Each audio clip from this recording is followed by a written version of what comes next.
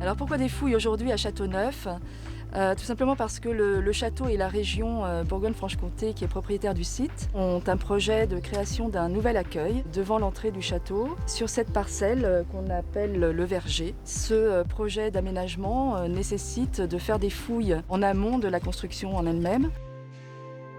L'objet de l'archéologie, c'est d'aller chercher dans les archives du sol, contrairement aux historiens qui, eux, font des recherches dans les archives papier, toutes les traces et les vestiges des aménagements qui ont précédé l'époque actuelle et de remonter le temps jusqu'aux premiers aménagements. Il y a déjà eu des travaux en 2013 ici pour la réfection du mur de Contrescarpe. On a procédé en faisant tout d'abord 2 sondages dans une zone dont on savait qu'elle avait été préservée intacte. Nous avons découvert donc la présence d'un mur qui fait plus de 1 mètre d'épaisseur. C'est un mur donc relativement ancien et qui pouvait être un mur d'enceinte de l'enclos du château.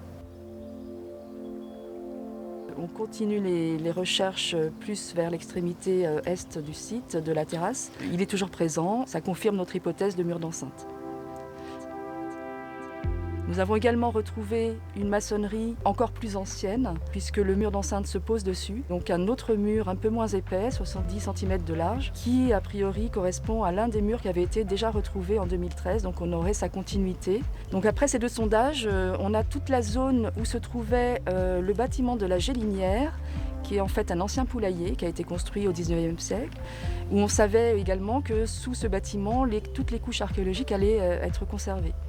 Et là, cette semaine, donc, on décape couche par couche, on descend au fur et à mesure jusqu'au niveau du rocher pour aller observer les niveaux successifs de remblaiement du site et puis éventuellement rechercher des niveaux de circulation, voir s'il y a des chemins qui ont été aménagés et éventuellement d'autres structures comme des trous de poteaux, peut-être pour des bâtiments en matériaux légers qui pouvaient agrémenter cette ancienne cour. Et donc tout ça va faire l'objet d'un travail pointu. Après le travail de terrain, on est en bureau et on croise toutes les données qu'on aura mises au jour avec celles qui ont déjà été mises au jour en 2013 et on essaye de reconstituer donc tout ce qui s'est passé sur cette parcelle.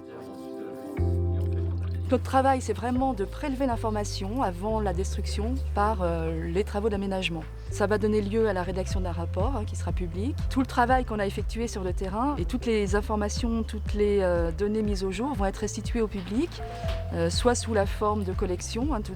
Tout le mobilier archéologique qu'on va mettre au jour va revenir au château. Et puis, le château a l'intention de mettre en place des ateliers d'initiation à l'archéologie.